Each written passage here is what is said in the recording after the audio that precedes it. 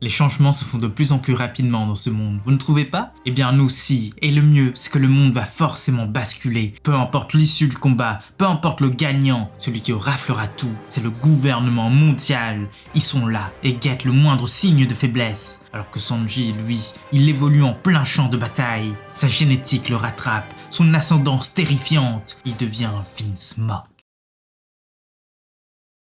Hello les accros de One Piece, c'est Silver et Copper. Bienvenue sur Raftalil, la chaîne dédiée à tout l'univers de One Piece. Il n'y a pas longtemps, on a promis énormément de changements sur la chaîne, la version 2 de Raftalil, et on n'a pas menti. Et c'est là que ça devient fou. Si vous êtes ici en train de regarder cette vidéo, c'est que vous aimez les scans, vous aimez le format papier. Et il y en a une belle surprise pour vous. On a un partenaire qui vous propose de gagner le Shonen Jump de cette semaine, celui avec Luffy en couverture, avec la page couleur et les événements du scan 1028. Mais il y a encore mieux. À chaque scan emblématique, il y aura un jeu concours. Il vous offre à chaque fois le Shonen Jump qui y correspond. C'est incroyable. Et ce partenaire, c'est Japan Whistle. Certains d'entre vous le connaissent déjà et d'autres non. Mais il faut savoir certaines choses. Ils sont basés en France, ce qui explique les délais de livraison extrêmement court et vraiment très sympathique. Il propose tout en VO, mais vraiment tout. Vous allez nous dire que c'est dommage, mais non, car il y a de quoi satisfaire tout collectionneur. On sait qu'une vraie collection One Piece, c'est en version originale, en japonais. Et forcément, il n'y a pas que du One Piece. Il y a du My Hero Academia, du Jujutsu no Kaisen, de tout. Il y a aussi des artbooks ultra collector, comme celui de Vagabond datant de 2006, Water et Swing. C'est vraiment exceptionnel. Allez-y, vous n'allez rien regretter. Il y a vraiment un large choix. Et d'ailleurs, si vous voulez faire la collection des One Piece en version originale, eh bien voici un code promo pour vous qui s'affiche juste en bas de l'écran. Attention, celui-ci est valable que 72 heures sur le site, alors profitez-en. Et en prime, il nous propose aussi de vous faire gagner les nouveaux tomes de One Piece en version originale chaque mois à réception. Quoi demander de plus? Bref, pour participer, c'est très simple. Laissez un j'aime sur la vidéo et laissez un commentaire en disant ce que vous voulez en rajoutant tout simplement le hashtag Raftalil. Il n'y a pas plus simple. Le tirage au sort aura lieu à la sortie du prochain chapitre et on vous informera de tout ça. Mais place à la vidéo. Allez, c'est parti! Cette semaine, c'est couverture pour One Piece, et Oda a fait simple mais vraiment efficace. Une belle illustration de Luffy tenant un drapeau pirate. En fait, c'est le sien mais un peu plus réaliste, et c'est vraiment sympa. Mais on a mieux, il y a ça, la page couleur. Et ici, on voit Usopp et Nami en gamer, c'est vraiment la grande classe et on adore le cast de Nami. Et dans le jeu, tous les autres Mugiwara sont présents. Zoro, c'est Link, Luffy, c'est Ken, Franky, King Kong, Jinbei, le Mario le plus étonnant qui soit. Quoique ça colle bien avec le plombier. D'ailleurs, il vient de donner un de ses coups à Brook, à Wario. Ça l'a vraiment mis KO. D'ailleurs, c'est écrit en gros. Première vraie page du scan, l'action prend place dans la salle de réception. C'est la seule qui n'est pas prise d'assaut par l'ennemi. Les membres du CP0 présents sont en pleine discussion, et ce qui semble être leur chef parle dans un escargophone. Il lâche tout ce qui vient de se passer, la bataille, le dragon rose qui a surgi de nulle part aux côtés de Luffy au chapeau de paille, le fait qu'il soit un ennemi de Kaido. Mais l'interlocuteur lui dit tant mieux, si ces pirates s'affaiblissent entre eux, c'est pour le meilleur de l'humanité. Une grande flotte se dirige sur place, et si Kaido tombe, l'île sera directement annexée. Le gouvernement prendra les lieux. L'homme au masque donne alors des compléments sur la situation. Au début, il y avait 30 000 hommes de Kaido contre 5 400 assaillants. Maintenant, les choses se sont équilibrées. C'est du 12 000 contre 8 000. Mais malgré ça, il est très difficile que Kaido tombe. De l'autre côté de l'escargophone, 3 personnes sont dans une salle du gouvernement. Stussy, Kaku et Rob Lucci. Et dans des mots si prévisibles, il lâche qu'il a une dernière mission. Il faut attraper Nico Robin. Sur le champ de bataille, celle-ci est sur pied et elle file à travers les étages aidée par Brook, sans se douter un seul instant de la menace qui pèse sur sa tête. Observation numéro 1. Le gouvernement et sa perfidie, ils ont senti le changement et ils ont décidé d'intervenir, ou du moins de se tenir prêts. D'ailleurs, c'est bien ce qu'on attendait d'eux, être capable d'entrevoir l'avenir.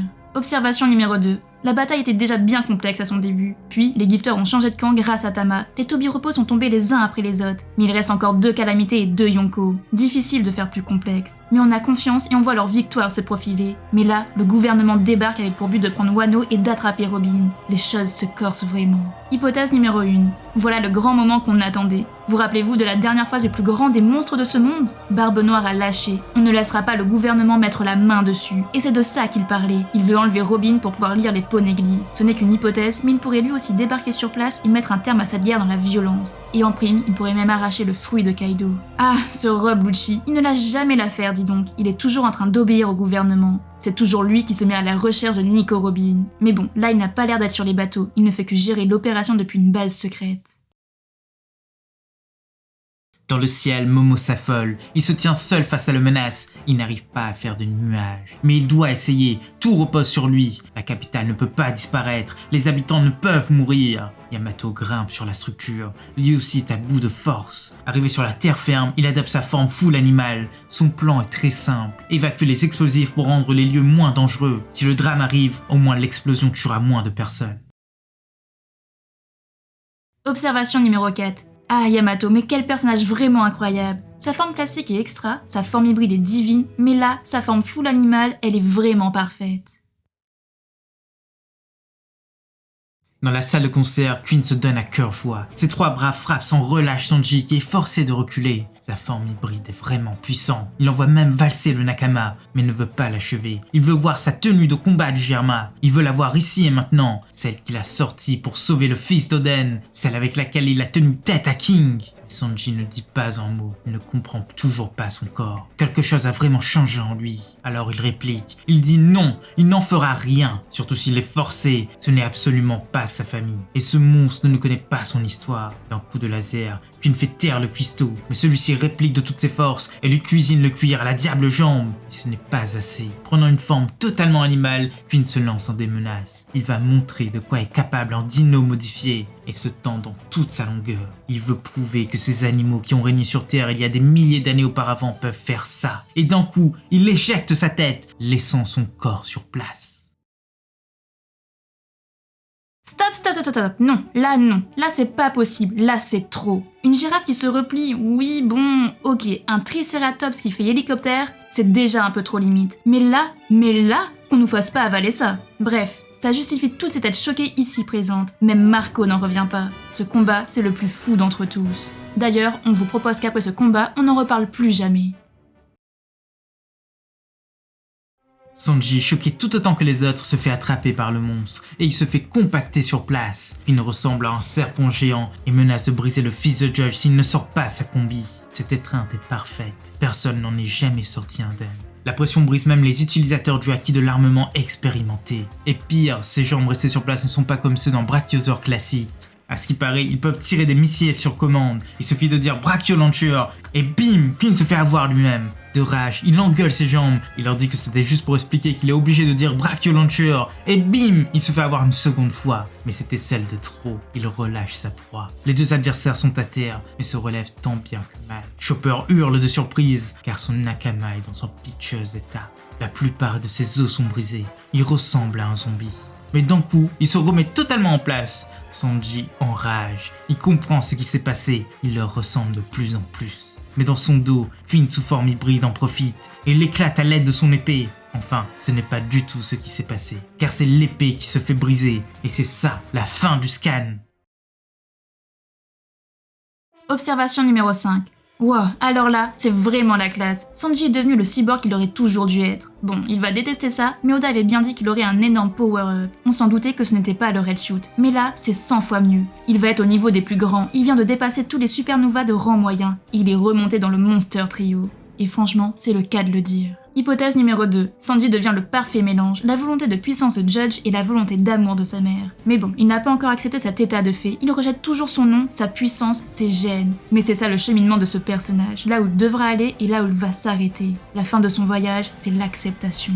Observation numéro 6. Forcément, il va en faire des jaloux. Zoro se muscle tous les jours et lui, boum, d'un coup il débarque comme ça, il éveille sa puissance et surpasse quasiment le numéro 3 des 100 bêtes. Franchement, c'est vraiment de la folie.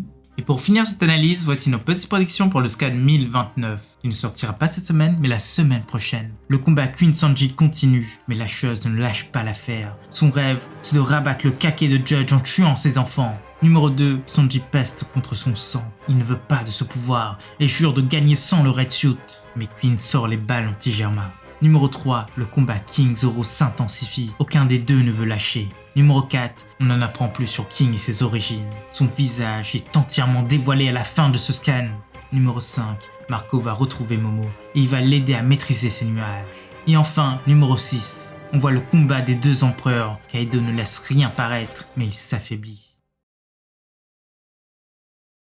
Voilà, c'est déjà la fin de cette review. On espère que ça vous a plu et surtout, n'oubliez pas de participer au jeu concours en commentaire et d'aller faire un tour sur le site de notre partenaire Japan Resell. Le code promo s'affiche en bas et faites-vous plaisir si vous en avez envie. C'était Silver et Copper pour Aftalil. À bientôt les accros de One Piece.